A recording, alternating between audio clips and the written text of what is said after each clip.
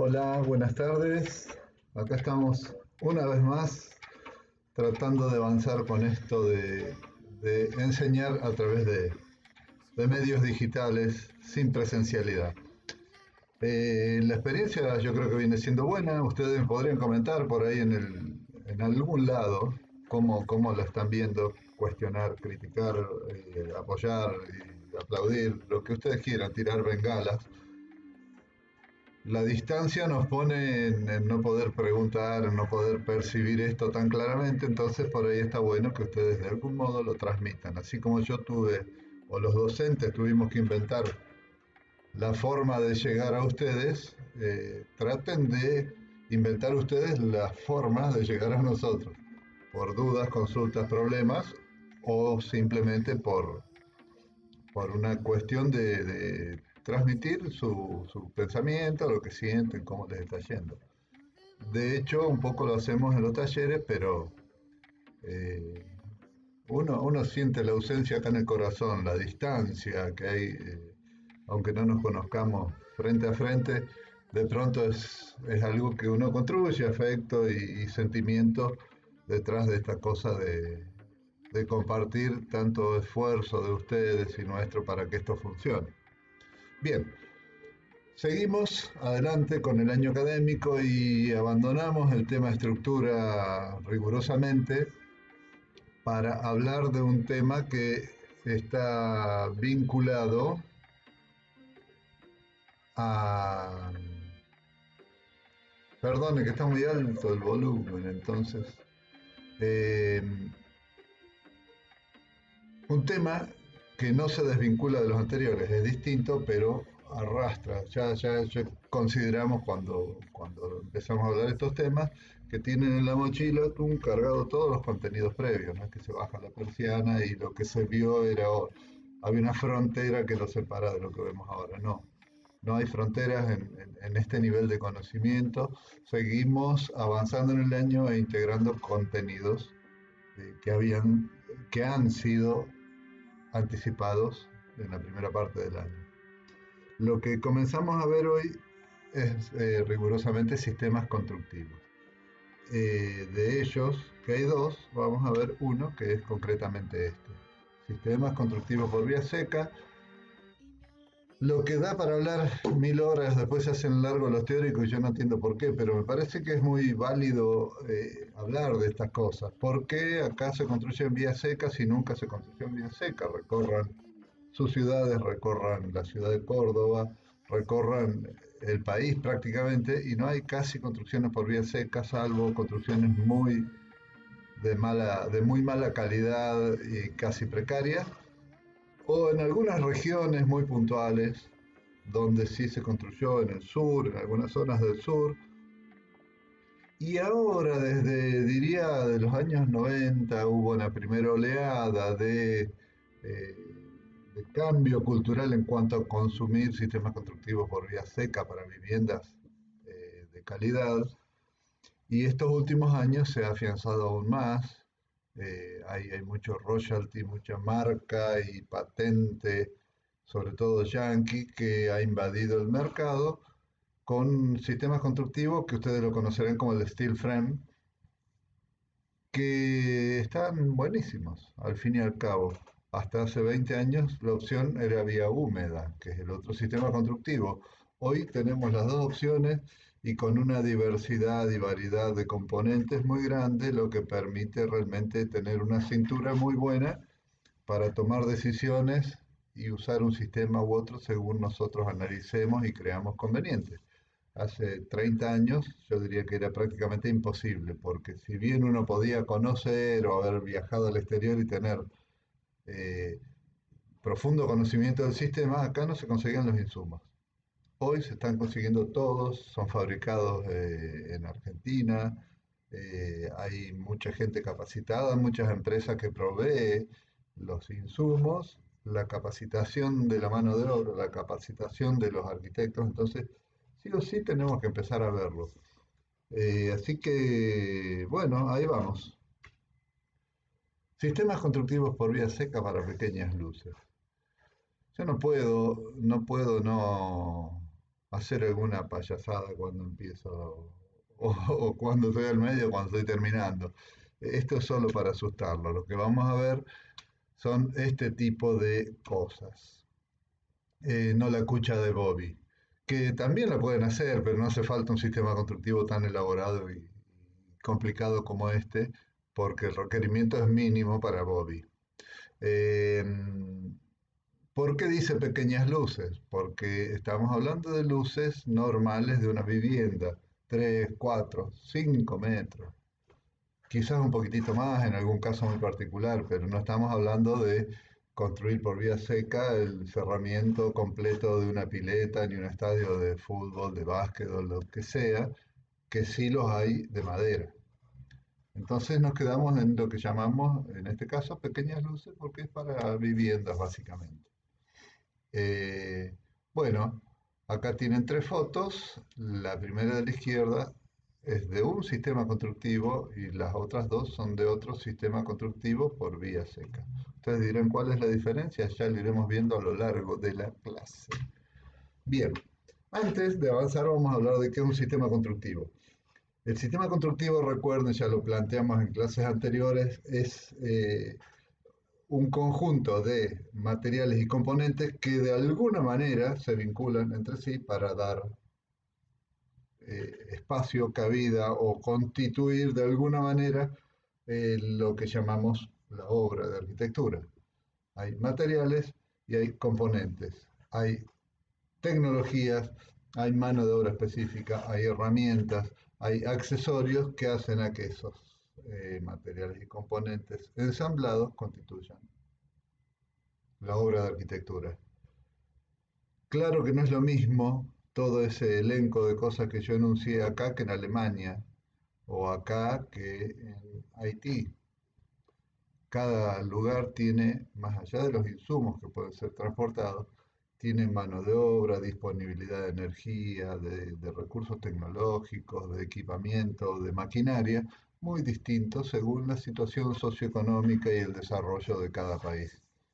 En Alemania estarán en la cresta de la ola, nosotros estamos al medio y en Haití están en el fondo del pozo, igual que más o menos en general, podríamos generalizar en lo que es África o muchos países latinoamericanos muy pobres. Pero no se desprende ni se descontextualiza, no es un abstracto. Esto del sistema constructivo tiene que ver con el contexto en donde se está aplicando. Hay situaciones en las cuales yo puedo hacer onda avatar, me llevo el mundo a otro planeta para hacer el daño que yo quiero o hacer lo que yo quiero, pero no es lo que sucede habitualmente con este tipo de construcciones. Se usa lo que hay en la zona, sobre todo en disponibilidad energética, en disponibilidad de mano de obra, etcétera. Bien, entonces que quede claro que el sistema constructivo es esto que va a salir en el recuadrito aquí al costado, diría, no sé cómo tengo que señalar, yo no soy, me falta calle televisiva para señalar, aquí al costado, diría yo, para señalar el cartelito ese, pero no sé, ya lo voy a aprender para la próxima, les aseguro. Es entonces el conjunto de materiales y componentes relacionados entre sí mediante procedimientos y técnicas acorde a los recursos disponibles con el objetivo de constituir una obra de arquitectura. Bravo. Eh, bien, el tema es manejar bien todos esos recursos y componentes y cómo se relacionan y cuánta historia. La obra la tenemos hacia el final, cerramos los ojos, nos sale un mito por la cabeza y está la obra en alguna manera dibujada en el éter. El tema es llegar desde la idea a la materialidad, como siempre lo dijimos, ¿no? En estos sistemas constructivos también existe algo que terminamos de ver la clase pasada, que son estructuras, que también está la definición ahí con colorcito para separar partes, un conjunto organizado de cuerpos que están vinculados, no están flotando en el aire, no están sueltos. La forma de vincularlo determina un montón de cosas y eso debe permitir recibir y resistir las fuerzas, ¿se acuerdan? Fuerzas horizontales, las cargas gravitatorias o fuerzas verticales, y que finalmente todo el sistema debe trasladar a través de los cimientos al terreno esas fuerzas, esos pesos, esas cargas, para que esto quede en las condiciones de equilibrio que ya hablamos, bla, bla, bla. Bueno, esto no es más que un repaso. Por eso les decía recién, no es que ahora empezamos a ver vía seca y no, el vía seca no tiene nada que ver con estructura, no tiene nada que ver con ambiente, no tiene nada que ver con el clima. Sí, tiene todo que ver con todo. Entonces no está de más hacer un pequeño repaso. Bien. También habíamos dicho en alguna otra clase que el sistema constructivo tiene subsistemas. Uno es la envolvente, que según el sistema constructivo claramente está definida de una manera o de otra. Hay determinados materiales y componentes en el vía seca y determinados materiales y componentes en el vía húmeda. Yo gesticulo y me parece que ustedes ni me ven los brazos, parece que me estoy cortado acá, mutilado. Pero bueno, no lo puedo ver mientras estoy grabando, así que después lo veré y veremos qué sucede. El otro subsistema, aparte del envolvente, es la estructura, como decíamos recién, y hay un tercer subsistema que entra en juego más adelante en la cabeza de ustedes, en la carrera de ustedes, pero lo tienen que tener presente y todo el mundo sabe que en toda vivienda hay instalación sanitaria. Hay instalación de cloaca, serie sanitaria, hay instalación de agua, instalación de electricidad, instalaciones de seguridad, instalación de gas, instalaciones infinitas y hay viviendas que tienen muchísimas instalaciones, más que otras. Eh, Ni que hablar si nos metemos en un laboratorio, en un hospital. Ahí sí las instalaciones pasan a ser un problema de diseño. En las viviendas, mal que mal, la magnitud de estas instalaciones no se pone tan loca. Bien, entonces nos zafamos de eso. Sea vía seca o vía húmeda, tenemos que completar un poco la visión de estos elementos para no diseñar cosas que después no sean construibles o que la tenga que destruir para poder incorporar las instalaciones o que no resista bien el tema estructural, las fuerzas a las cuales está sometido. Bien, vamos al bife, vamos a entrar a masticar el tema en concreto. Los sistemas constructivos por vía seca, como todos, tienen su historia. Allá en los años que dice por ahí, las primeras construcciones, que en realidad son mucho más viejas que esta, hay construcciones de alrededor de 1000 años, en madera, en Europa, en Alemania, yo creo más precisamente, y que están en pie. ¿Qué leo de acá o qué puedo deducir? Que la madera, bien diseñada, bien seleccionada, bien construida, tiene una durabilidad que ustedes ni se imaginaban. No es que la casa se pudrió, se la comieron las termitas y la reconstruyó un alemán con guita para mostrarla hace unos años. No, tanto un sistema constructivo vía húmedo, vía seca son comparables en la durabilidad, si tienen el mantenimiento adecuado, si tienen el diseño adecuado para que las piezas, los componentes, los materiales no se dañen. Y unos sufren daño por un motivo, otros sufren daño por otro motivo, pero en el diseño, básicamente, está el secreto.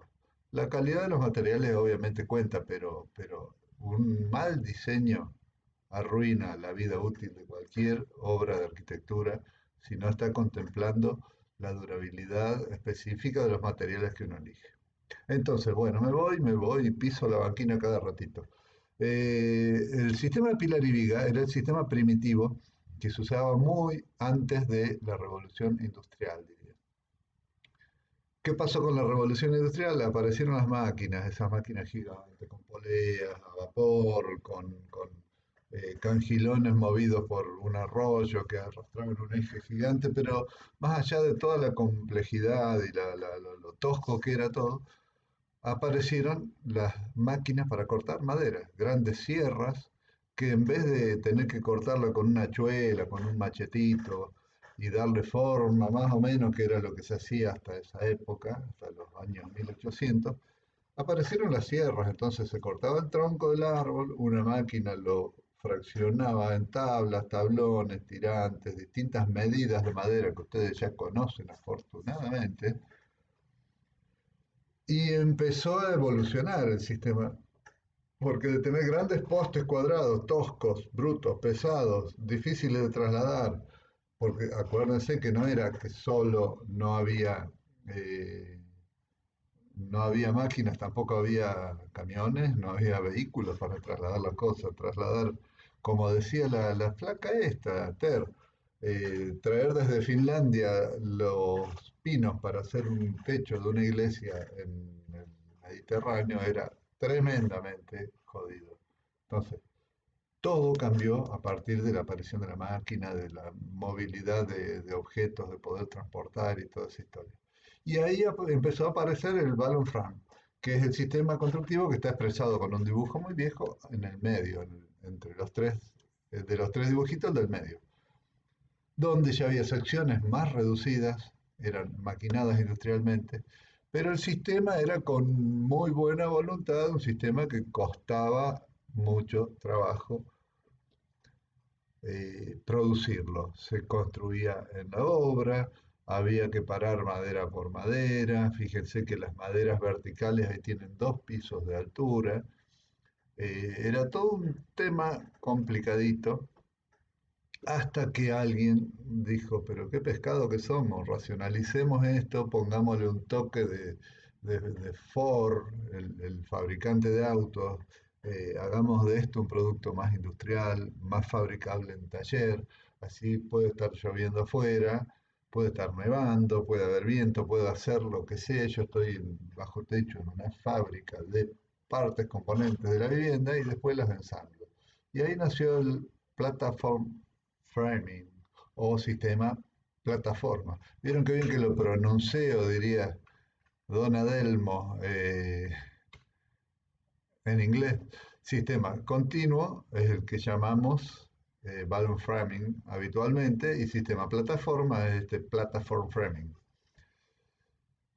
El que se usa es este, justamente el tercero, el sistema plataforma. ¿Por qué sistema plataforma? Porque ya no son maderas verticales muy altas, sino que piso a piso se elevan los paneles, se pone una plataforma que genera el entrepiso, se pone otro panel que genera otro piso y otra plataforma, y hay obras de 3, 4, 5 pisos construidas en madera con este sistema sin ningún problema, no es que sean de cuarta ni no tengan seguridad, ni estabilidad, ni equilibrio, ni todos los recursos que le exigimos a las estructuras hasta ahora, ni malos recursos en cuanto a acondicionamiento térmico, higrotérmico, en cuanto a seguridad para las personas, etcétera, etcétera. Funcionan muy bien. Bueno, el sistema continuo o el balloon frame, la verdad que no sé cuál es si framing o fram, pero llamémosle sistema continuo, descolonicemos nuestra cabeza un poquitito. Sistema continuo, las maderas verticales tienen la altura de 2 pisos, por lo tanto estamos hablando de 250 más el entrepiso, qué sé yo, por 2, estamos hablando de madera de 5 metros, de 6 metros de largo. ¿Será fácil conseguir maderas de 6 metros de largo? Y no sé si es fácil, pero seguramente es más difícil que conseguir maderas de 2 metros y medio, 3, que es la que se usa en el otro sistema. El árbol no necesariamente tiene que ser tan grande, trasladarla es más fácil, al ser más larga es más fácil que se reviren cuando se secan, al ser más corta es mucho más estable.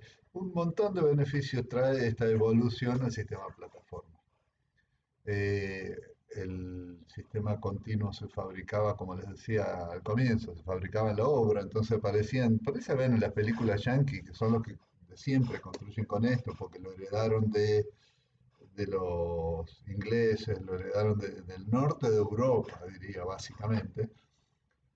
Ven un montón de chicos colaborando en la construcción de la iglesia del pueblo, sosteniendo las maderas paradas y un veterano en una escalera que se suele caer cada tanto, va clavando las maderas para que eso quede más o menos fijo y se sostenga solo con cierta gelatinidad. Queda blandito hasta que, bueno, lo empiezan a cerrar completo y se soporta. El sistema plataforma, vienen los paneles preparados de una fábrica, se acomodan uno al lado del otro, se clavan y se logra la estabilidad mucho más fácil y sencillamente. Un producto mucho más evolucionado industrialmente. Venimos de acá, del Pilar y Viga, como yo les decía, tronco, hachuela, no había clavos, esos clavos, si bien parecen del ferrocarril, eran los clavos que se usaban, clavos forjados, que había que de alguna manera hacer un agujero en la madera y meterlo a los martillazos, había uniones de madera, una cosa compleja. Con lo que yo les decía, el desarrollo de las máquinas se evolucionó rápidamente a esto, que es lo que usamos en el día de hoy. Madera perfectamente, fíjense la forma y dimensiones de una y las formas y dimensiones de otra. Fíjense el color de una madera. ¿Qué les dice ustedes que estudiaron madera? Eran maderas de crecimiento lento, maderas de bosques nativos, grandes árboles para obtener grandes pilares, grandes vigas, y esta madera blanquita que tenemos ahí es madera contemporánea de una forestación de álamos, de eucaliptus, de pino, que crece en 20 años, lo corto y ya tiene capacidad de ser maderable, se llama, se convierte en madera útil para la industria de la construcción. Entonces, la pucha, qué pedazo de evolución y qué significativo, porque esto nos permite forestar, cosa que viene muy bien al planeta tan jodido por el bolonqui ambiental que estamos haciendo. Recuerden que la forestación, que los árboles consumen el CO2, respiran el dióxido de carbono y liberan oxígeno. Hay un ciclo muy benigno en una gran forestación. Y si vos tenés esto como un recurso muy bien manejado, tenés forestaciones en hectáreas que vas podando, que vas eh, talando y produciendo insumos para la industria de la construcción, mientras vas sembrando otro. Y se puede armar un ciclo donde mantenés un nivel de bosque y de masa verde, de biomasa que se va generando muy importante. Claro, hay que tener políticas desde el Estado muy claras y precisas para lograr eso, pero, pero nos daría un poco de luz a este tema de la construcción tan dañina para el ambiente que comentamos en las primeras clases, ¿no? ¿Qué pasó? Al principio, detrás de esto de las máquinas que yo les decía, de la ausencia de máquinas, se laburaba con las cosas toscamente, con grandes rollizos, con uniones difíciles y bastante toscas, y hoy se evolucionó a este tipo de sistemas. ¿Dónde? ¿Cuál fue increíblemente la bisagra, el clic de esta historia? Lo que van a ver acá en esta super flecha. Alguien inventó, como tantas máquinas que se inventaron allá en los años 800, alguien inventó una máquina que hacía clavos. Imagínense antes de que el hierro se pueda fundir, o sea, previo a la revolución industrial, el hierro se lo manejaba calentándolo en una fragua que se la usaba con carbón y se ponía rojo y le daban pum, pum, mazazo contra el yunque. De esa forma se lograron esos clavos que veíamos recién, bastante toscos, y era un laburazo. Voy a hacer un clavo vieja y vengo a comerlo, decía el herrero a la patrona. Tom, tom, tom, tom, un clavo. Alguien inventó una fábrica, una máquina para fabricar clavos, donde ya el acero estaba muy manejado como recurso material, y escupía una máquina de clavos como ustedes se imaginarán que ahora ustedes van a comprar clavos, una caja de clavos, toma 1 kilo, 2 kilos, 100 kilos, 1000 kilos, son todos igualitos, distintos tamaños según la necesidad, pero el clavo permitió a los yanquis avanzar en la conquista, así como acá hicimos pelota a los indios en el sur para conquistar territorio y toda esta cosa tan discutida y que tanta polémica genera. Yo no tengo dudas al respecto de esa opinión, pero lo que pasó acá pasó en Estados Unidos. Fueron exterminando, corriendo las fronteras entre la civilización que estaba en el este hacia el oeste, y tenían que ir consolidando esos espacios de los cuales iban desplazando a los originarios. Bueno, el recurso fue construir ciudades, construir poblados nuevos, y el clavo fue lo que determinó la velocidad, porque podían avanzar a una velocidad que antes era imposible. Así que fíjense el tenor de la importancia de inventar una máquina de hacer clavos. Cambió la industria de la construcción en este sentido de construir con madera. Y los resultados son óptimos. Es realmente el proceso comparable a esto. Estas 4 fotitos muestran mamposterías, muros, grandes murallas de piedra Uno es la Compañía de Jesús, que no es que no funcionaban, ¿no? Porque tiene cuánto, 500 años, 400 de Chirola, la Compañía de Jesús, y está perfectamente en pie, mantenida, su techo está intacto, que si no es de piedra, es de madera, los muros que soportan eso es todo de piedra con un ancho tremendo, piedra amalgamada con algo de ladrillo, dicen que con sangre de buey, con un montón de cosas hacían unas mezclas y lograban un sistema constructivo eficiente para lo que se sabía y se podía hacer en la época. La evolución, el cálculo estructural, la evolución de la maquinaria para producir otros nuevos materiales y ensamblarlos de otro modo nos llevó a esto. O sea, fíjense, una pared de ladrillo de 15, diría el cordobés.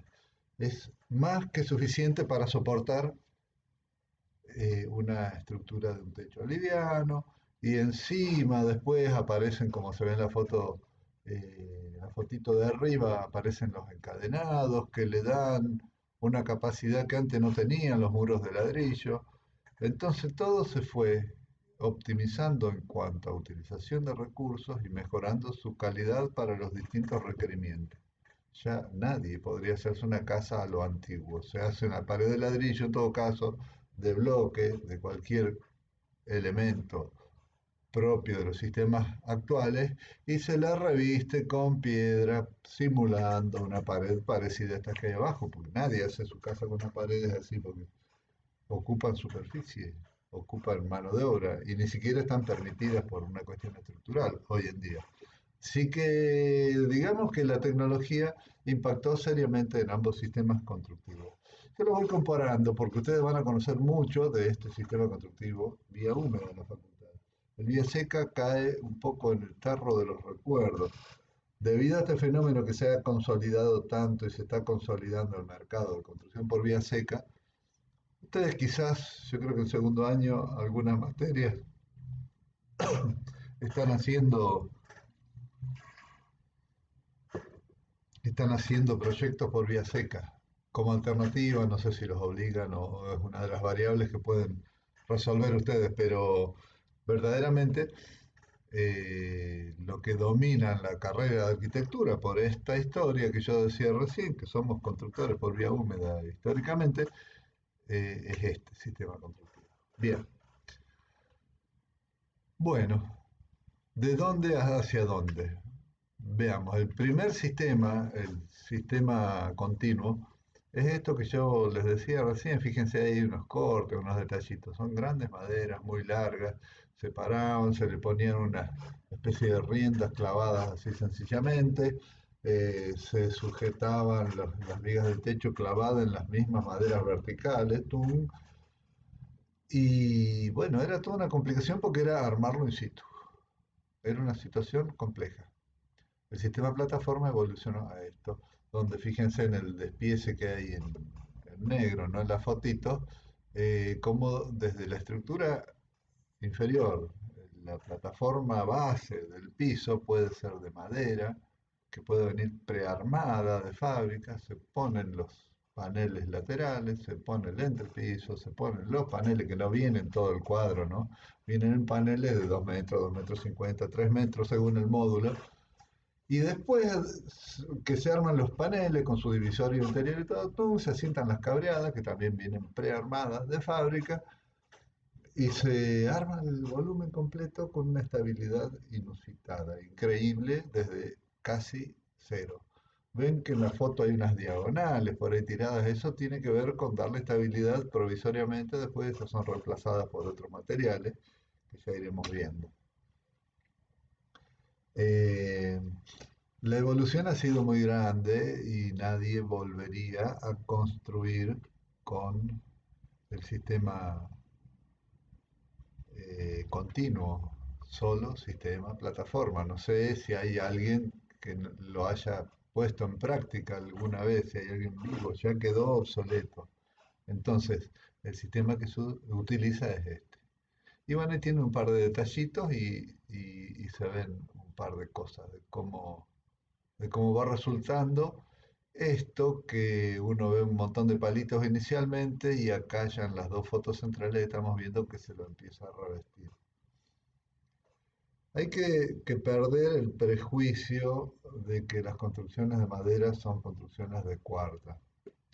Yo si tengo tiempo les voy a hacer un videito donde muestro un trabajo que hicimos con una cooperativa de acá de Córdoba, con gente de la facultad, con gente que cursa la práctica profesional asistida en una cátedra que se llama de vivienda popular.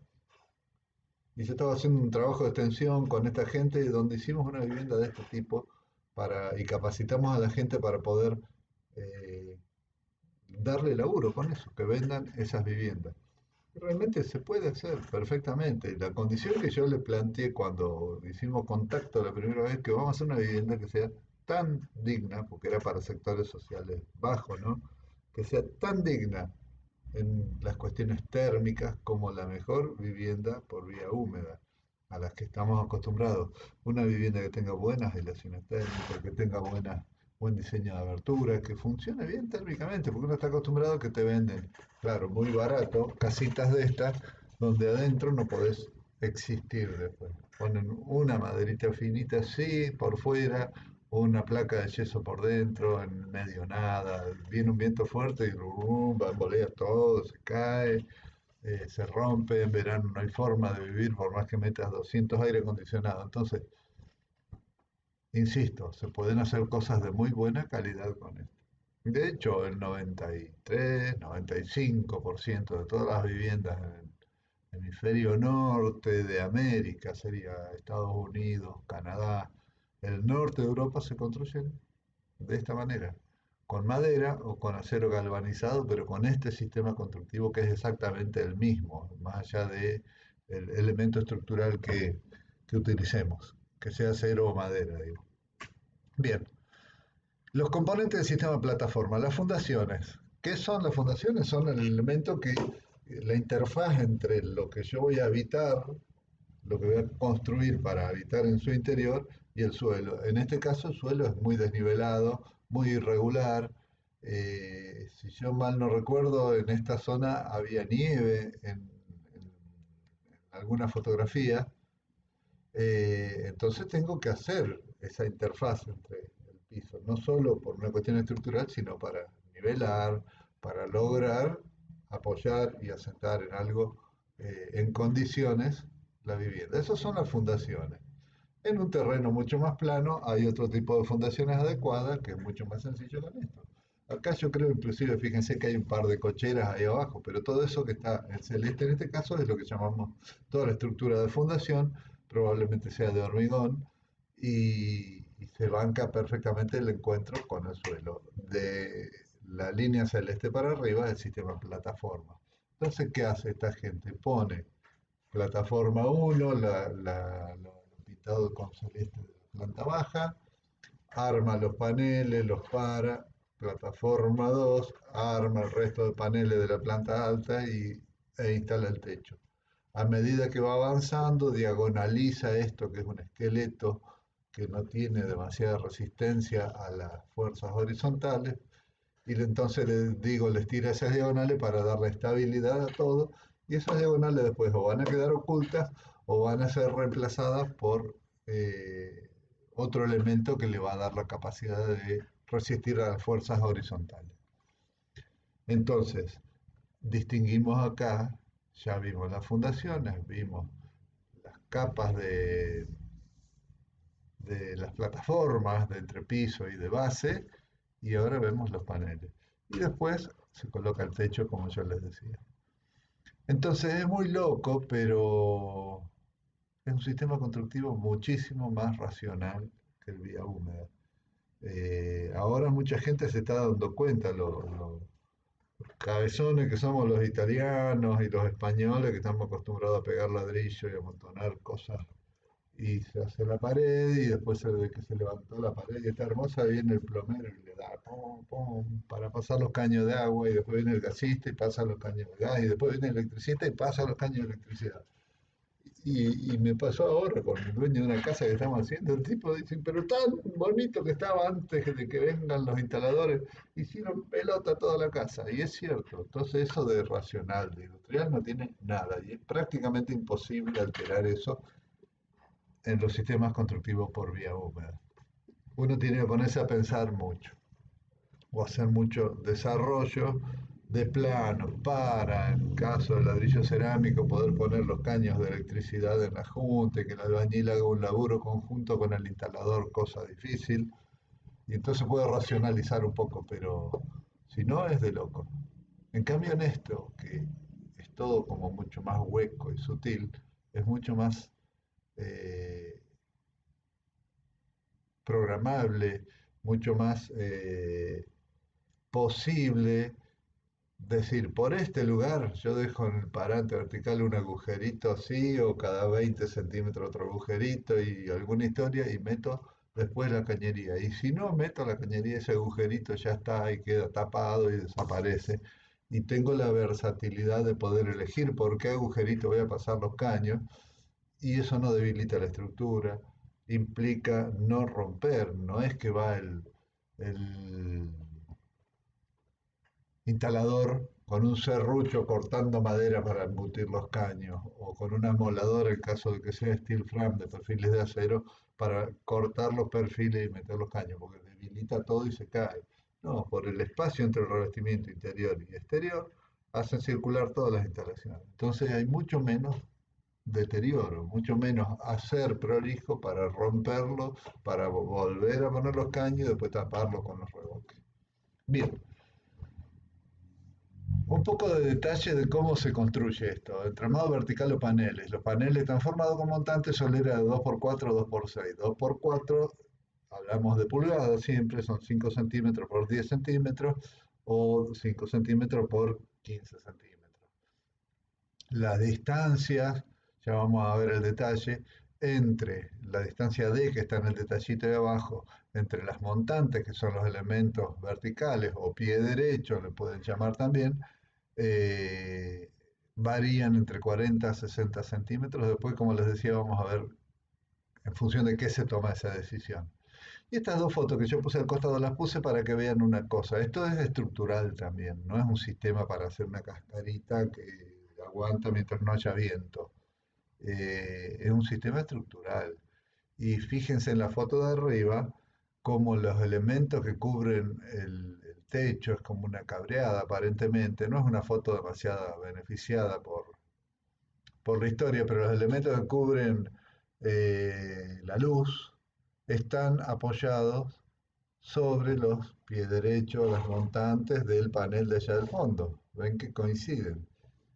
En el de acá abajo no. Yo les puse esas rayitas amarillas bastante de prolija, veo ahora, pero ahí pueden ver que coinciden. Las sacamos, las ponemos de vuelta y hay como una linealidad de la carga. Entonces yo puedo empezar a decir, esos palitos verticales, que si bien son chiquitos, están confinados entre otras dos maderas, de manera que no se pueden pandear tan fácilmente porque están contenidos, esa madera está clavada por fuera y por dentro. Y hay como una continuidad, viene la carga del elemento que cubre la luz del techo y va por esa microcolumna que está interior y el día que ya termino y está todo revestido ni la veo, pero están coincidiendo. En la foto de abajo, fíjense, perdón, fíjense que no sucede eso, los elementos verticales están coincidiendo con nada de los elementos que están cubriendo la luz de ese entrepiso. Entonces, ¿qué le pasa a la maderita que se llama solera superior, a la maderita horizontal que está vinculando los pies derechos a los montantes? Esa maderita es probable que tenga que flexionarse para aguantar la carga de ese entrepiso.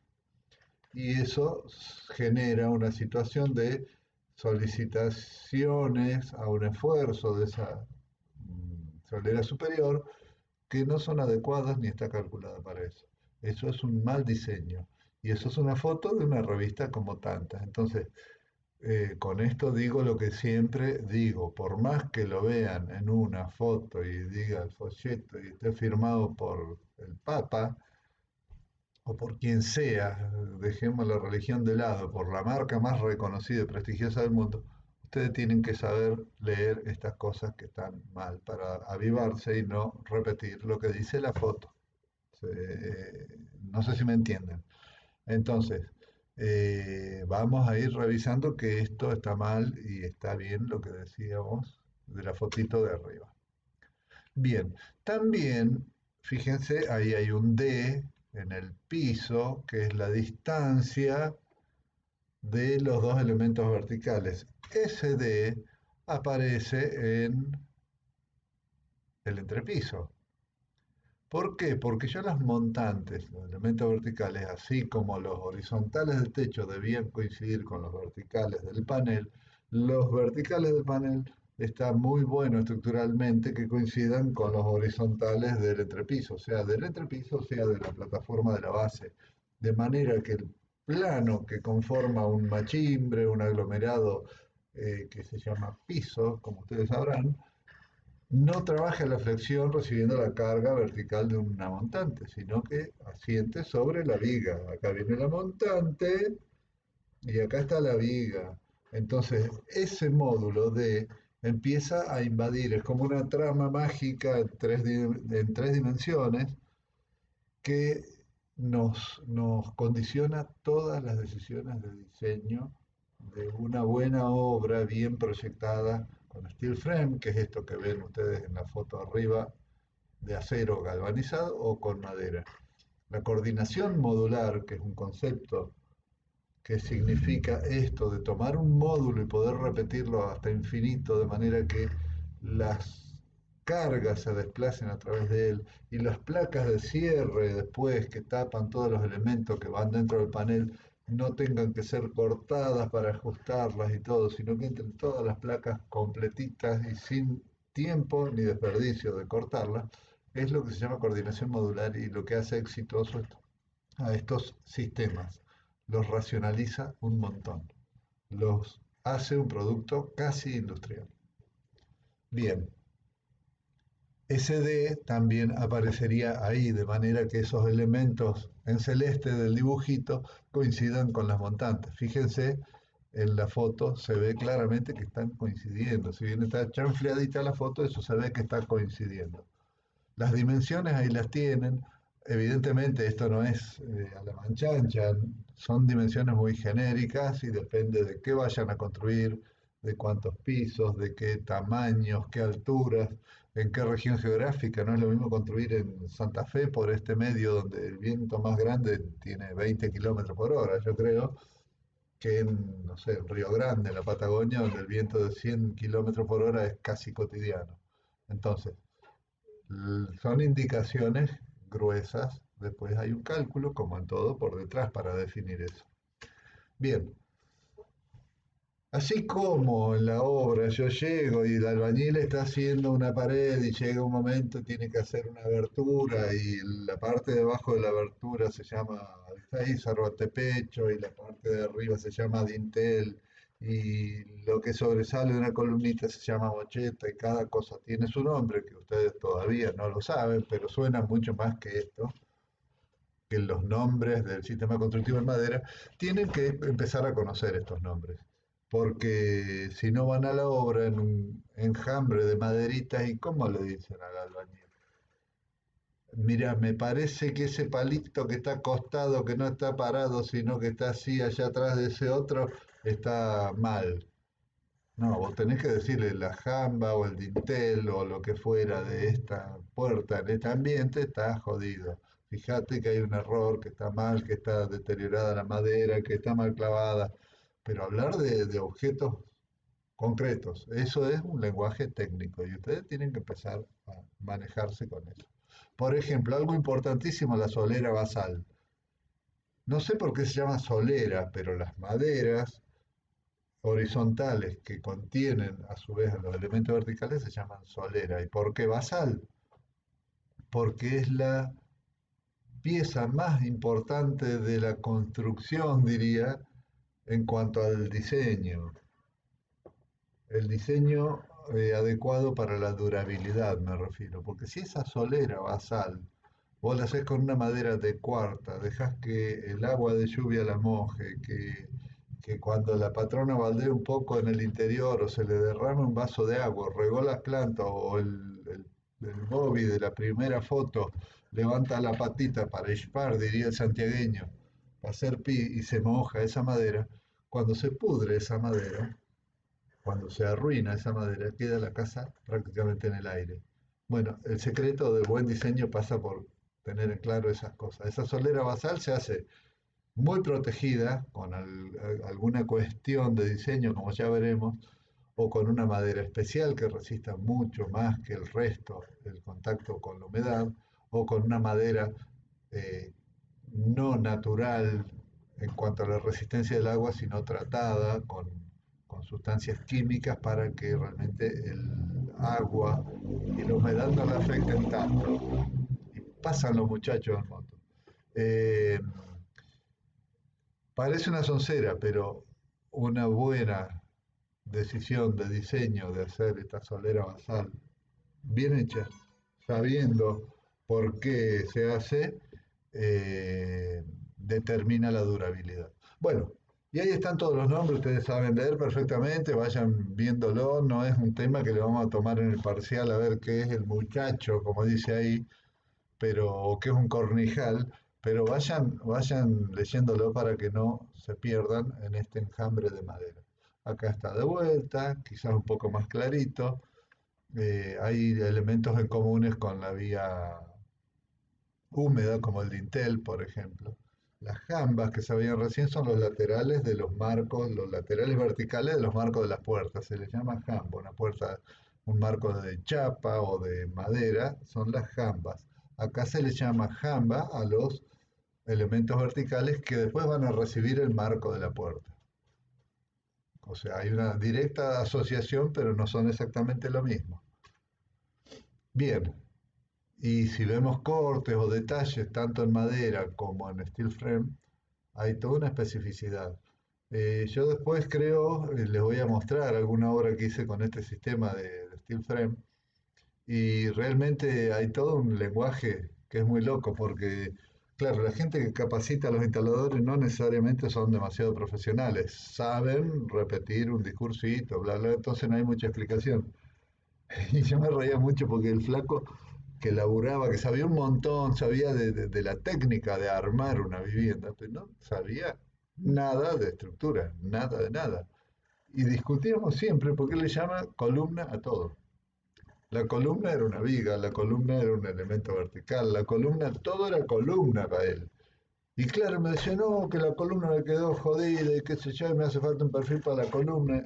Hasta que logré entender y logré domesticarlo, que hable un lenguaje más adecuado y que la viga es viga y que trabaja flexión y que tiene apoyos y que lo que fuera, que es distinto de la columna, pasaron varios meses, diría.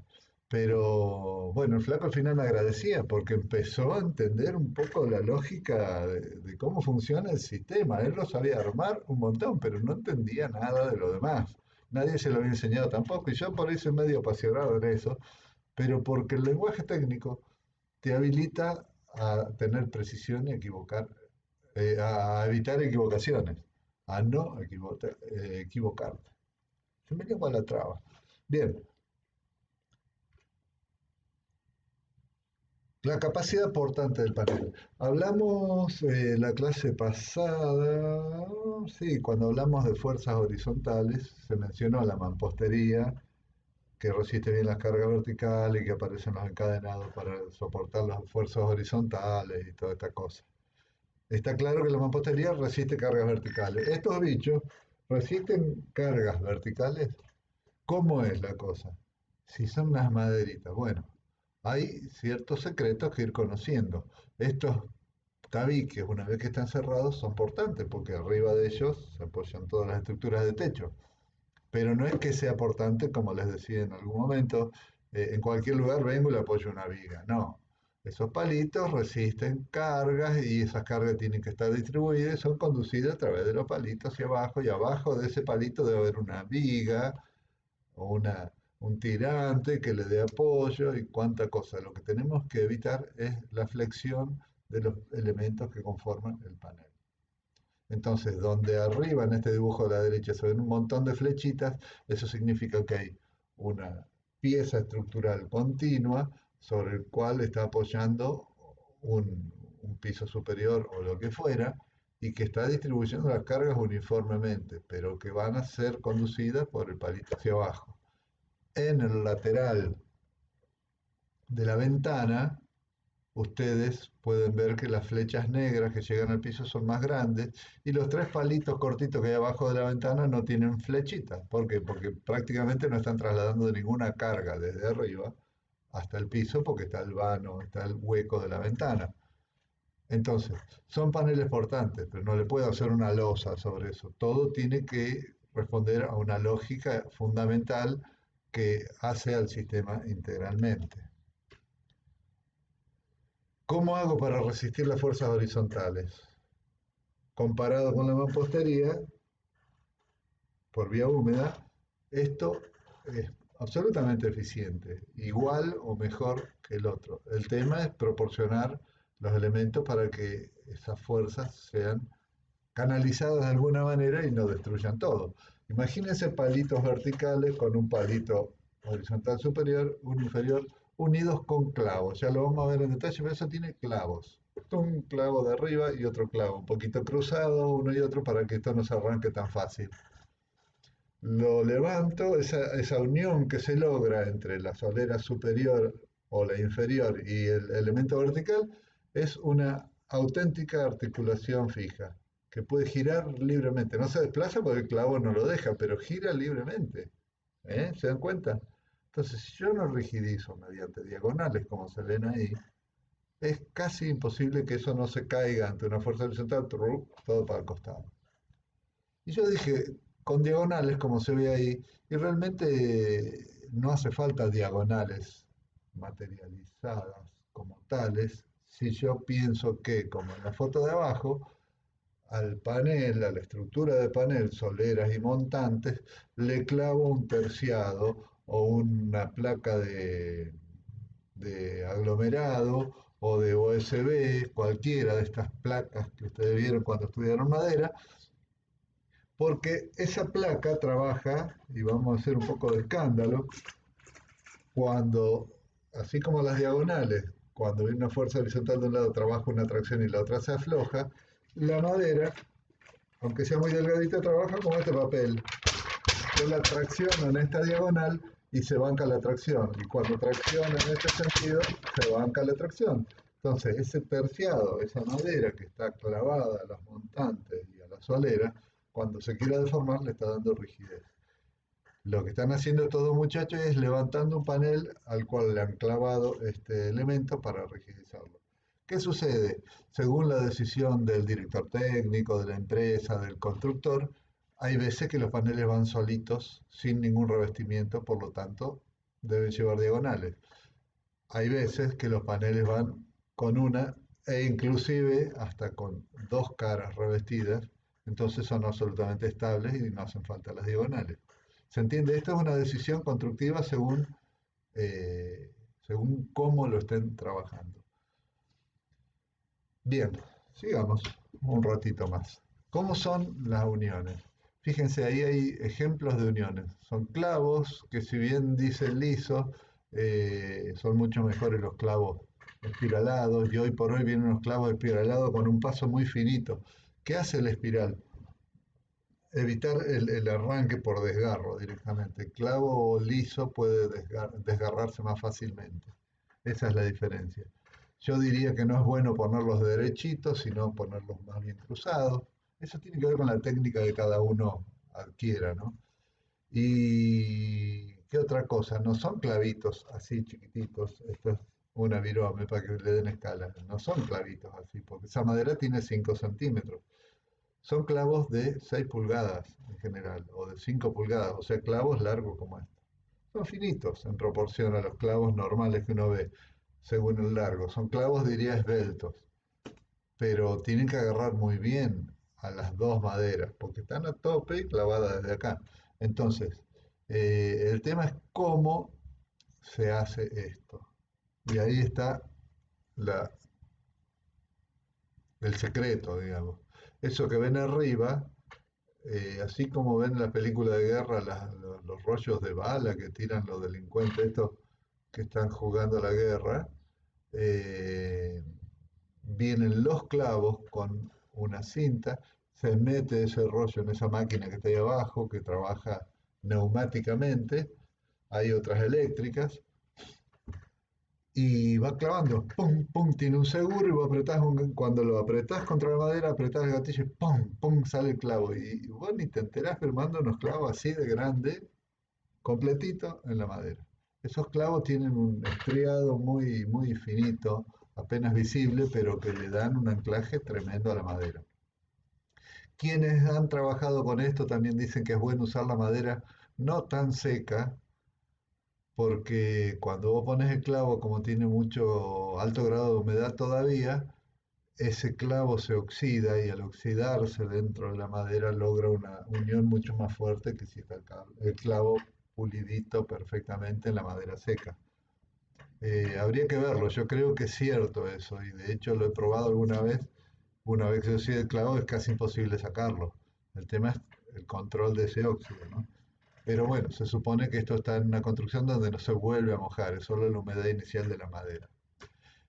Y el sistema tradicional y convencional con el cual laburaron los yanquis, como les decía, conquistando el oeste, fue clavo y martillo. También unos clavos no como el primerito de arriba, sino como el más largo de abajo. Que bueno, hay que tener, es como cualquiera. Si vos tenés experiencia, no se te doblan los clavos, le das 2 golpes, 3 golpes y metiste el clavo hasta el cogotito, queda la cabecita ahí hundida y todo. El que nunca agarró un martillo o lo agarró 2 veces para colgar el cuadro del abuelo le cuesta más que al que hizo 200 viviendas.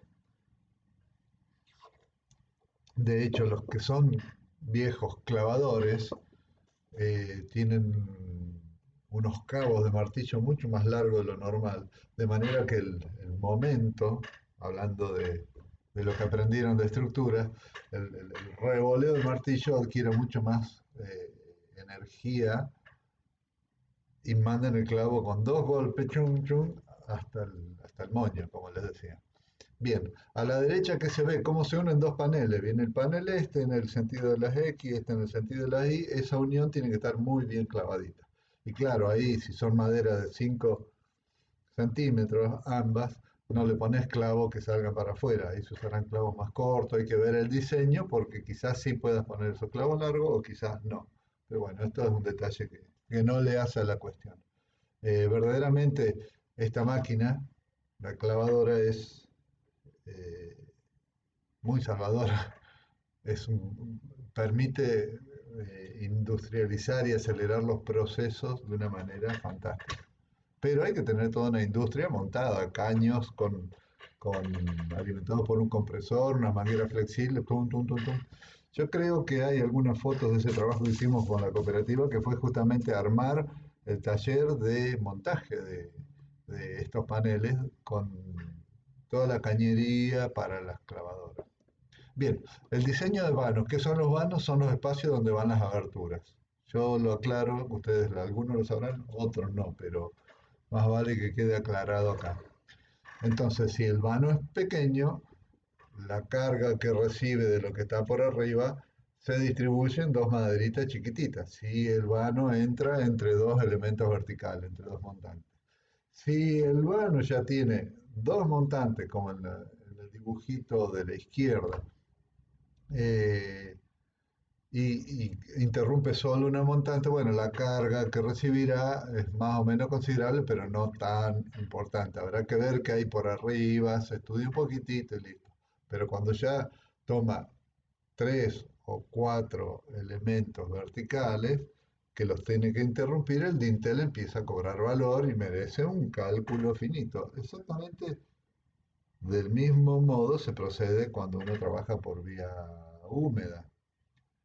Una ventanita, la ventanita del baño, así, le pones 2 fierritos, dale, siempre zafa porque sobra con cualquier cosa que le ponga. Ahora, si tenés el ventanal del living que tiene 3 metros para mirar la sierra y qué sé yo, qué historia, hay un cálculo que depende de qué hay arriba, depende de un montón de cosas, y de ahí sale la cantidad de acero, las dimensiones de hormigón, etcétera, etcétera. Acá es más o menos el mismo criterio.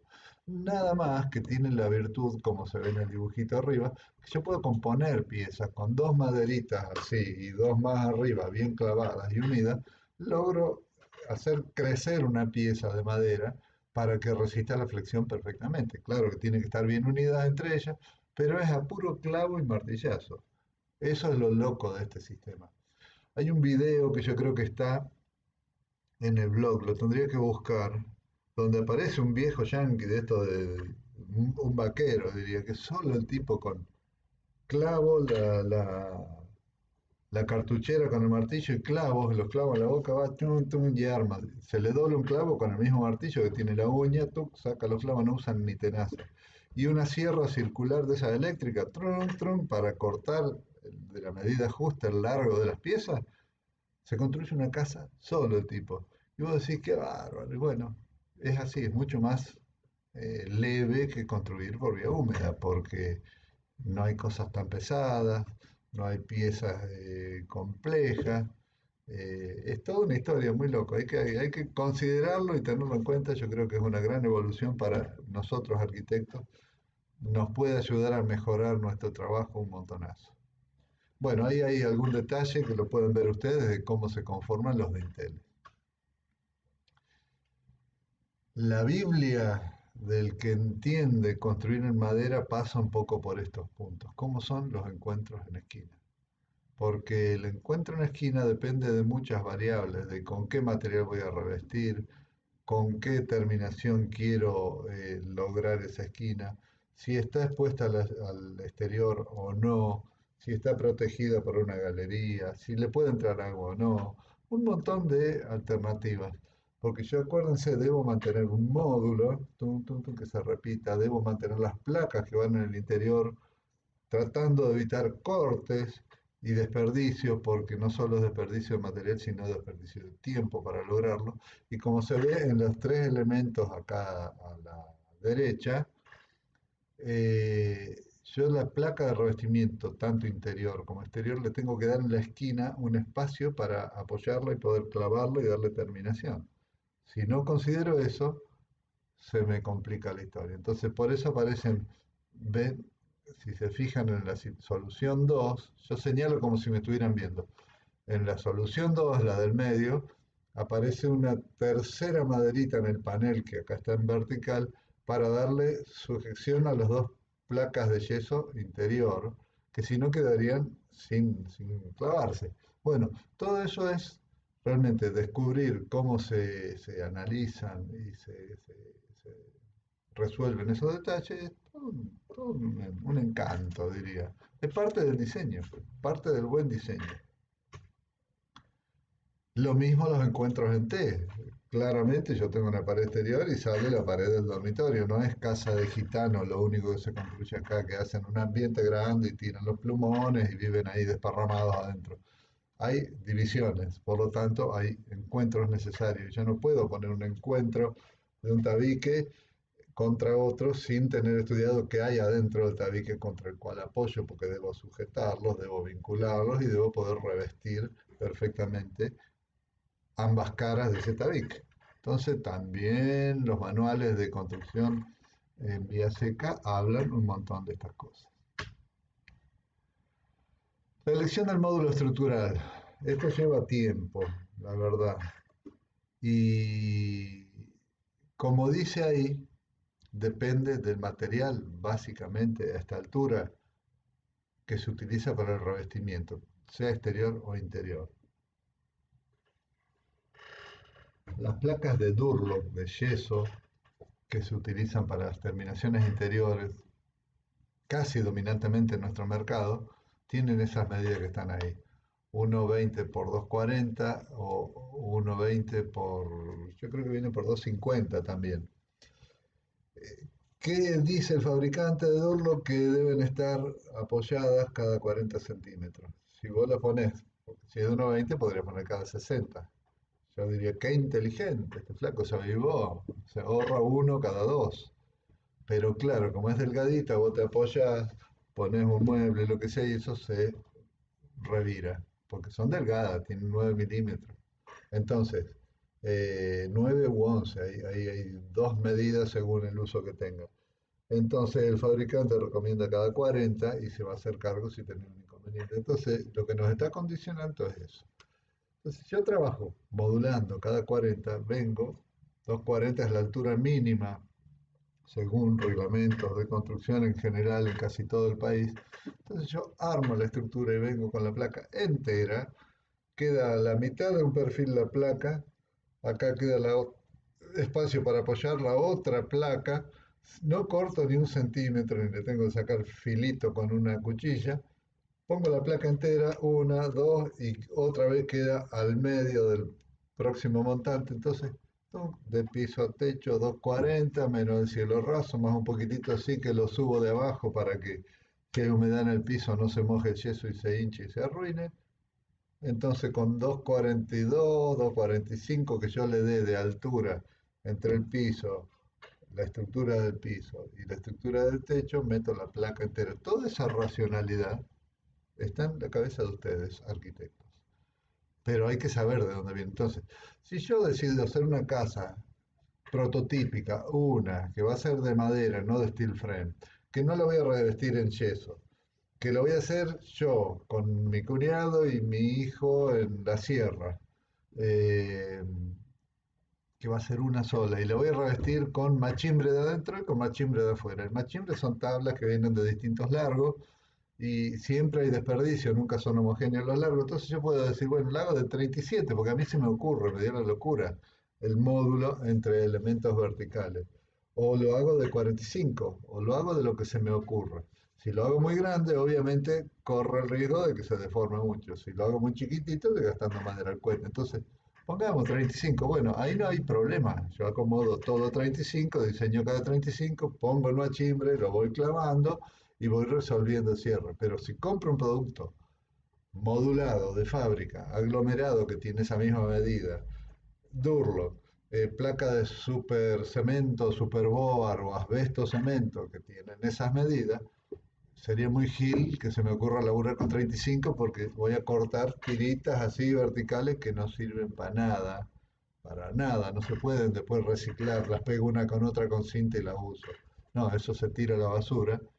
Entonces, pierdo tiempo, pierdo material y cuánta cosa. La racionalidad de ajustar el módulo de cierre de los paneles es determinante para hacer eficiente la construcción.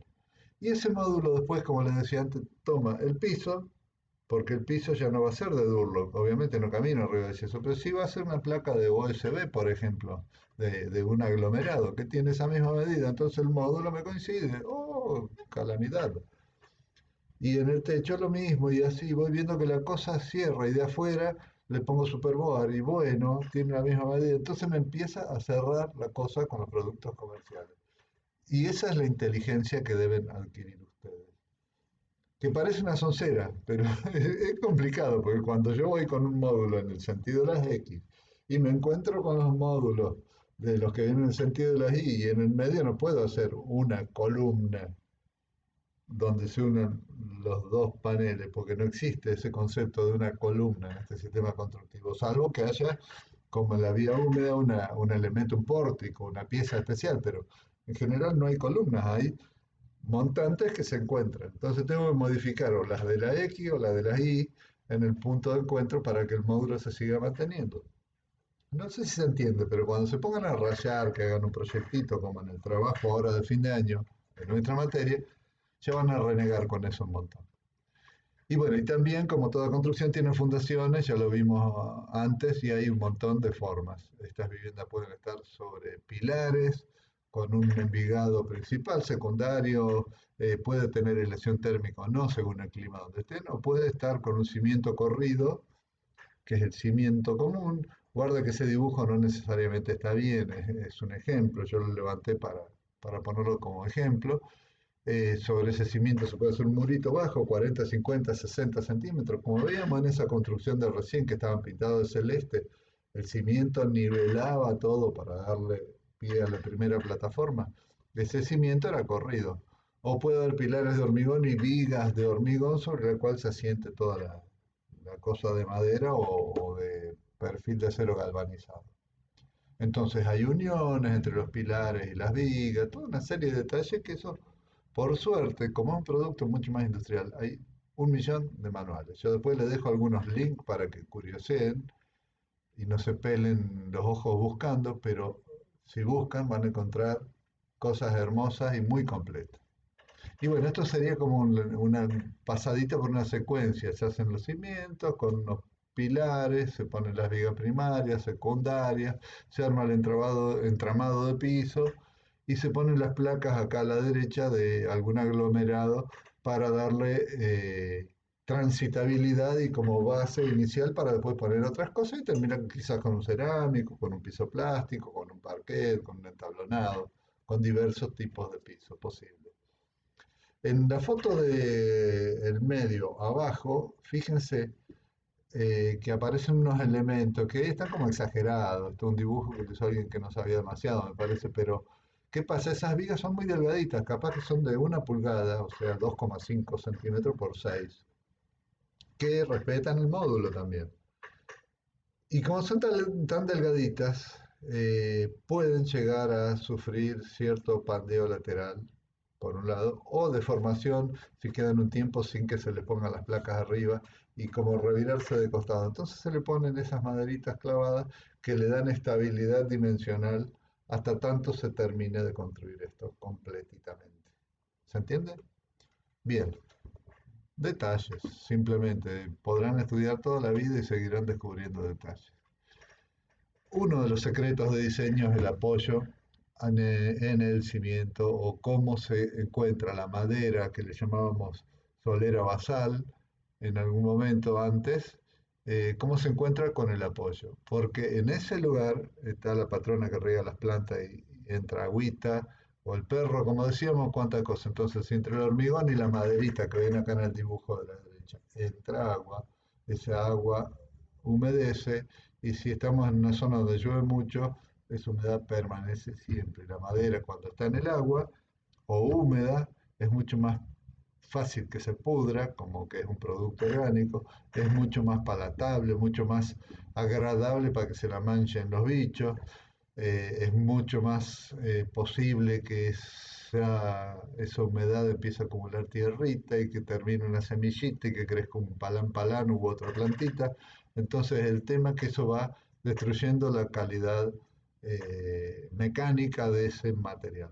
Por eso, no solo hay que tener la precaución de utilizar una madera adecuada, tratada para que no se pudra fácilmente, sino que diseñar como se ve ahí un goterón, ven en el circulito, que va por debajo del revestimiento, de manera que toda agua que pueda escurrir se vaya para afuera, no se meta entre la junta del hormigón y la solera basal. Y nuevamente, como yo insisto con esto de que no tienen que copiar, tienen que entender las cosas, cómo funcionan para poder resolver bien el detalle, aunque los sorprendan en la luna haciendo una vivienda de esto, ustedes tienen que poder resolver bien los detalles para la luna, no copiar los dibujos. Fíjense, el dibujo de abajo es un claro ejemplo de un manual que está ahí el link, si lo quieren chusmear, donde te muestran todo el paquete de ilaciones, bla, bla, bla, bla, bla, que creo que le falta la barrera de vapor, si no me equivoco, sí, le falta la barrera de vapor, aparte un detalle gruesísimo que se están comiendo, tampoco muestran ninguna solución entre el revestimiento exterior que se ve ahí, terminación exterior de sheeting, que son unas placas de asbesto cemento que se superponen como las casitas de los vaqueros, una sobre la otra, y queda como un dientecito en corte, y llega el cimiento y ahí quedó. ¿Y qué pasa con lo que hay abajo? Se manda el agua. Y está bien un detalle para mostrar otra cosa, pero si vos, arquitecto, estudiante de arquitectura, casaste ese manual y ves que así está todo bien, no hay ninguna cosa que resolver, vamos para adelante. Y se manda el agua. Estos dos dibujitos que puse acá a la izquierda tienen una buena solución, que no es una receta, no es... La receta es, sí, asumir el problema. Después, ¿cómo lo resolvés? Inventalo vos. Si le querés poner, no sé, el guardabarro del auto que te chocaron, hacer doblar una chapa, hacer lo que sea, pero que esté contemplado el problema. De hecho, en el bien de la izquierda tiene algo parecido al dibujo que habíamos primero, y en el de la derecha tiene una membrana hidrófuga que pasa y cuelga sobre el cimiento y está contenida por la plata. Entonces, el agua no entra. No sé si es la mejor solución esa. Yo quizás buscaría otra un poco más segura, pero se pensó en el problema. El tema es cuando vos no descubrís los problemas una vez que pasaron 5 años que construiste la casa y se aflojó toda porque se pudrió la madera. Entonces, me parece muy importante que ustedes entiendan esta lógica del pensamiento constructivo, le llamaría yo, que es necesaria manejarla y tenerla para poder diseñar bien. Aparte de diseñar bien no es solo diseñar lindo, eso se los conté ya un par de veces, así que lo pueden ir incorporando, ¿no? Bien, ahí se la comieron. ¿Qué pasa con eso? Si vos copias ese detalle porque lo viste en un manual de la fábrica tal, está todo bárbaro. No, no, hay que pensar, chicos. Bien, el armado de los paneles. Acá está nuevamente el mismo detalle. Estos paneles, así como cualquier envolvente eh, de la arquitectura, debe cumplir no solo las condiciones estructurales, no solo la condición de ser opaco para que no te vean cuando te estás cambiando o haciendo lo que sea en el interior de tu casa. Debe cumplir requisitos como durabilidad, como eh, este tema de ser un transductor térmico, que se llama, el elemento que separa el interior cálido y estable del exterior frío o caluroso e inestable permanentemente, con lluvia, sin lluvia y toda esta cosa, que ya lo vieron de sobra. Para lograr eso en este sistema, ¿cómo se hace? Sí o sí tenemos una capa interior de terminación, otra capa exterior de terminación, y en el medio hay un paquete de cosas que sí o sí debe contener también aislación térmica, barrera de vapor y un elemento rigidizante en general, como se ve ahí, que es una placa de USB. Se puede sustituir o no, pero vamos a ver un poco qué, ¿qué es lo que se hace? Eso es a donde quiero llegar. Fíjense, ahí dice, se puede revestir con madera machimbrada, como decíamos hace un rato, con un multilaminado fenólico. Yo quiero, ahora tengo una mesa de aglomerado con melamina, con un plástico arriba. Yo si quiero hacer una casa con eso, lo puedo hacer. Se lo va a bancar un par de años, se va a arruinar después, pero puedo hacer lo que quiera, porque la estructura, el revestimiento exterior y todo el paquete de aislaciones en el interior están puestos, y bueno, le puedo poner, no sé, ladrillos, si yo quiero que parezca de piedra, le hago un revestimiento de piedra, pero es estético. ¿Lo quiero revestir con cerámico? Cerámico, con lo que sea. El tema es lograr haber pensado antes y materializar los requerimientos en todos los sentidos que yo necesito para que esto funcione como un envolvente. Después la estética es la estética. Fíjense, típico caso de interior acá, exterior a la derecha, temperatura más cálida y estable en el interior, frío en el exterior. La placa de yeso es permeable al vapor, como loco, ahí dice arriba, flujo de vapor del interior hacia el exterior.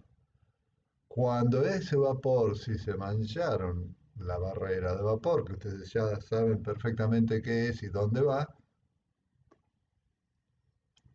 pasa eso, fluye el vapor, cuando ese vapor toca la cara fría de esa envolvente, se condensa. Y cuando se condensa, se convierte ya no en gas, en agua gaseosa, sino en líquido. Y cuando se convierte en líquido, moja los materiales. Todos estos materiales son putrefactibles, son muy higroscópicos. La madera, aunque sea un aglomerado, los aislantes térmicos, el yeso.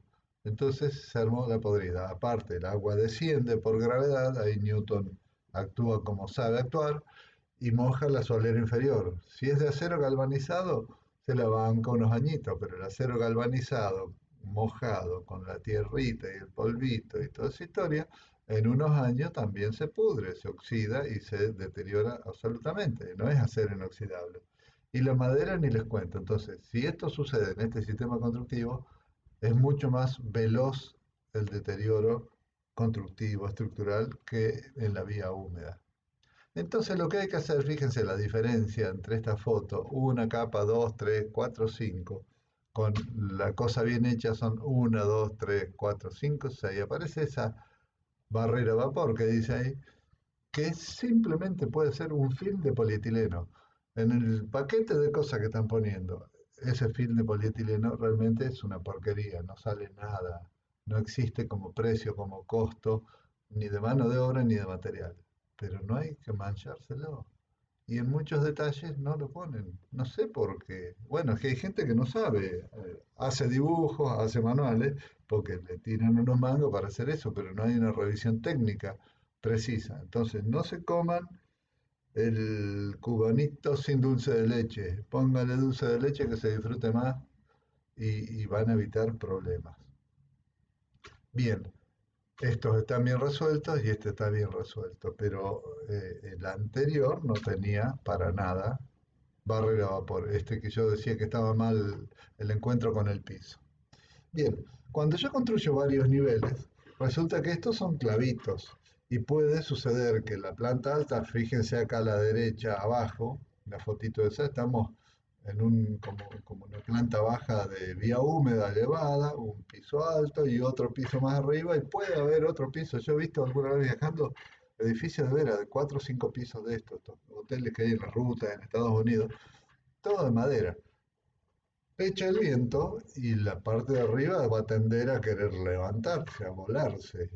Entonces, no está de más tener en cuenta eso, y eso lo dirá el calculista, poner este tipo de flejes o varillas roscadas que aten los paneles de abajo con los de arriba, de manera que la tracción que se genere cuando se quiere despegar el piso de arriba del de abajo esté absorbida por un elemento metálico, por un fleje, como dice ahí, o por un perno que evite esos riesgos.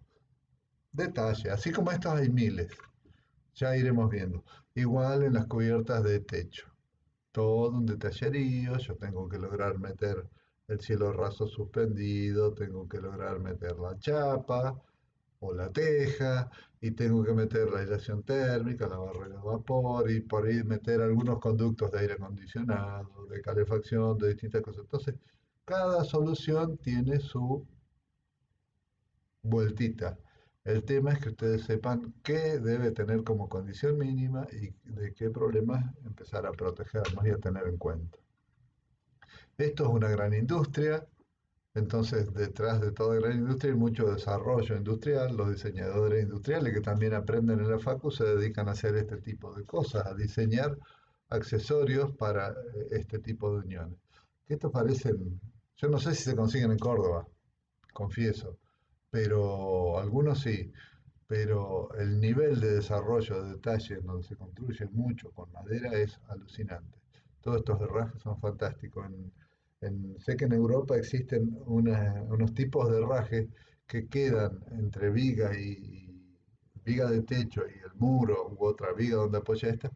Son herrajes metálicos que quedan dentro de la madera misma, de manera que es un requerimiento por norma, de manera que el fuego, si hay un incendio, no afecte los herrajes, porque la madera se banca muy bien el fuego, aunque parezca mentira, ¿no? La madera no se quema como un fósforo instantáneamente. La madera se quema por fuera, se carboniza, ese carbón protege a la madera interior. Bueno, si hay un incendio que arde 3 días seguidos, obviamente se quema todo, pero si hay un rápido incendio, no se quema de una toda la madera en profundidad, como se hace la brasa en el asado. Y resulta que los herrajes de chapa como estos fracasan, porque sí, el acero cuando se calienta a más de 600, 700 grados, se hace un flancito. Entonces, por norma, han desarrollado estos detalles de herraje para vincular maderas que quedan ocultos dentro de la madera por una cuestión no solo estética, sino de protección del herraje del fuego, en caso de que lo hubiera. Es alucinante. Bueno, detalles, detalles, detalles. Esto que se ve en esa mano no es un celular de fakir que se lo pone en la oreja ahí, así sufre más cuando habla. Eso es algo que se llama gun nail, que es como una chapa con clavos. Es una chapa que era lisa, viene con una matriz hidráulica, pum, se corta y se doblan estas chapitas. Y esas chapitas tienen la virtud de que cuando entran en la madera, como se ve acá en los dibujitos o en la foto de arriba, con una prensa hidráulica también se clava todo eso, churrum, tienen una forma de manera tal que abren la veta de la madera, no la cortan como un clavo que tiene punta y no va cortando la madera, sino que la va abriendo, de modo tal que no complica el cálculo estructural y optimiza el uso del recurso madera. Ustedes saben que la madera tiene vetas, son células alargadas y eso constituye la veta, que es anisótropa, que tiene un montón de particularidades. Si yo, cuando unía las maderas con bulones hace muchos años, cortaba con un taladro las fibras de la madera para meter un bulón, en el cálculo estructural tenía que descontar todas las fibras de madera que cortaba al meter un taladro. Entonces, con este sistema, que es muy canchero, súper industrial, abro las fibras como con un clavo y no debilito las secciones. Entonces, con estos bichos uno arma estas cabreadas que son feas estéticamente porque son para tapar, son para ocultar, ya lo vamos a ver un poquito más adelante, no quedan vistos como los techos que estamos acostumbrados a ver en las casas country, todos barnizados, unas vigas de madera de anchico, de virapitá, madera alucinante, alucinante pero un crimen ambiental también, ¿no? Eso está cambiando por suerte. Hace unos años empezó a cambiar y ya no está bien visto que vos tengas medio bosque santiagueño en tu casa. Sí, tenés guita, loco, pero cuida el ambiente también.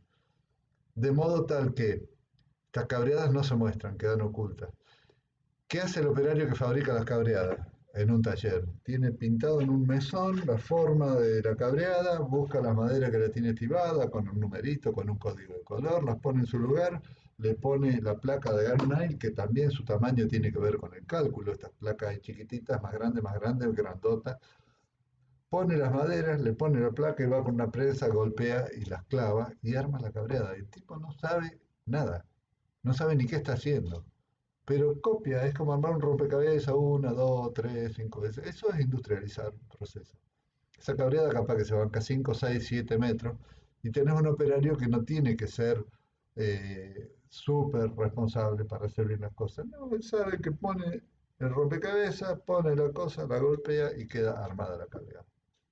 Y eso es industrialización de la construcción. Que no nos viene mal empezar a pensar en esos términos, ¿no? Cabreadas, ya vieron un montón de cabreadas y no compren todo lo que ven ni acá ni en ningún lado porque hay cabreadas que por ahí vos ves y no están trianguladas. Entonces, como esta a la derecha, la segunda de arriba hacia abajo, y vos la ves y dices, ah, este tipo lo hizo, qué bueno, ahí meto los conductos de aire acondicionado, que yo sí, pero eso no está triangulado, no sé, lo hizo un flaco que no sabía, le faltó madera, entonces no lo trianguló. Eso no es una pieza estructural válida. Entonces no copien, insisto. No copien sin pensar. Así se ven las cubiertas antes de cubrirlas, las estructuras de techo antes de cubrirlas. Eso es lo que yo quería mostrarles. Levantamos todos los paneles, pusieron todas las cabreadas arriba, y las empiezan a parar una por una, le clavan unos listones longitudinales para que las sujeten, así como en esta foto acá arriba a la derecha le ponen unas diagonales hasta el piso para sujetar la primera y de ahí sujetan todas las otras para que no se caiga como un dominó. Bueno, tiene sus chiches, no hay ninguna magia, pero hay que pensarlo un poquitito. Y esos techos, insisto, fíjense, en todas las películas yankees se ven las casas, donde entran los ladrones, los fantasmas, toda esta cosa Hollywood. Ninguna tiene cielo raso de machimbre, de cedro, con las grandes vigas que decíamos recién. Todo tiene cielo raso plano de Durlock. A lo sumo tiene una puertita en el pasillo para mandarse a guardar valija, que se esconda el patilano, no sé para qué, para guardar porquería. Y queda lo que es el ático que le dicen entre la pendiente del techo y el cielo raso abajo, porque son una cabreada, yo siempre digo para que les entre en la cabeza, pedorras, feas, horribles, autopista de laucha, ahí arriba. Son unas maderas sin cepillar, finitas, pueden estar medias reviradas, ni siquiera están muy pintadas. Cumplen la función estructural y después se tapan, ese es el concepto. Entonces las casas por fuera tienen techo inclinado y por dentro un techo plano. ¿Por qué inclinado? Por la nieve, por la lluvia, bla, bla, bla. Ser un techo plano por vía seca tiene sus complicaciones. No es que no se pueda hacer, pero tiene sus complicaciones. Es mucho más fácil lograrlo con pendiente para que escurra el agua rápidamente y listo. Bueno, eso. La foto que ven ahí abajo al medio es una fábrica de viviendas, de partes de viviendas. Entonces los tipos con calefacción, con aire acondicionado, ventilador, con condiciones ambientales distintas al exterior, que afuera puede estar pasando lo que pasa afuera a lo largo del año, producen elementos, componentes de las viviendas, se suben en un camión, van y se arman. Bueno, cuanto más industrializado y racionalizado esté, más sencillo será el montaje, más diversidad de modelos podrán tener una vez que los empiezan a armar, pero verdaderamente es una fábrica, no una artesanía como otros sistemas constructivos de obras.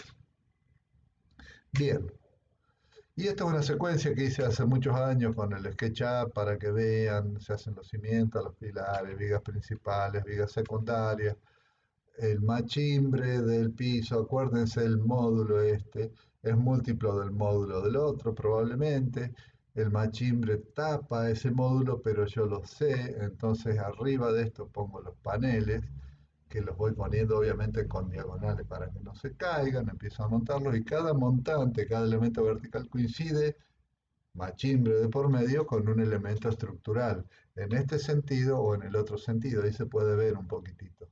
De manera que no haya flexiones salvo en las piezas dimensionadas para flexiones, como son las vigas principales o secundarias.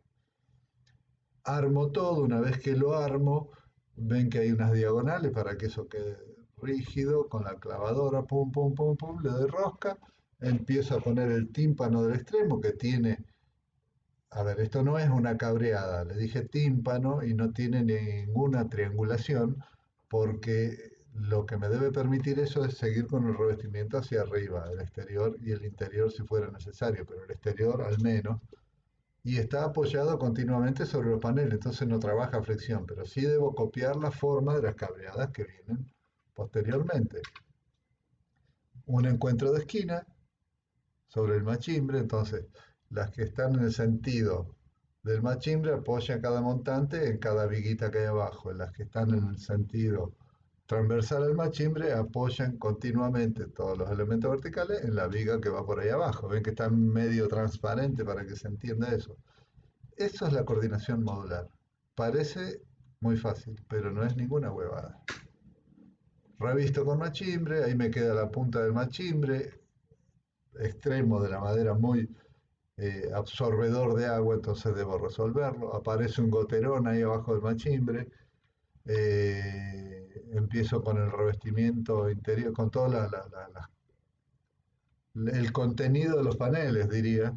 Aislación térmica, barrera de vapor, y voy siguiendo y aparece la placa de Durlock y aparecen las cabreadas de pronto que me arman todos los planos de techo y así solitas no quedan nunca, porque yo las pongo así y se caen como un dominó, entonces hay que arrastrarlas y sostenerla una con otra hasta que vaya completando el techo de manera que no labure el cohete. Ahí aparece una estructurita, fíjense, entre esta y esta aparece la estructura del cielo raso, aparece el cielo raso que tapa todo, aparecen las clavaderas y aparece la chapa. Ahí faltan todas las aislaciones térmicas, ustedes ya saben todos los componentes. El tema es darle una idea rápida de cómo sería un proceso constructivo de esto. Bien, qué pregunta, ¿no? Yo estoy absolutamente cansado, por más que tomé mate con libertad, pero no terminó. Yo les aseguro que queda el doble o más, pero vamos a ver algunas obras que les van a venir bien, obras reales. Pero antes vamos a hacer un descansito. Si les parece, nos vemos en un rato. Esta es una de las obras que vamos a ver, pero se me escapó el dedito, por eso volví para atrás. Bueno, espero que hayan disfrutado. Piensen, anoten las dudas, pregunten en la clase online con el profe todo lo que vaya quedando en duda. Que estén bien y continuamos en otro videito en un rato.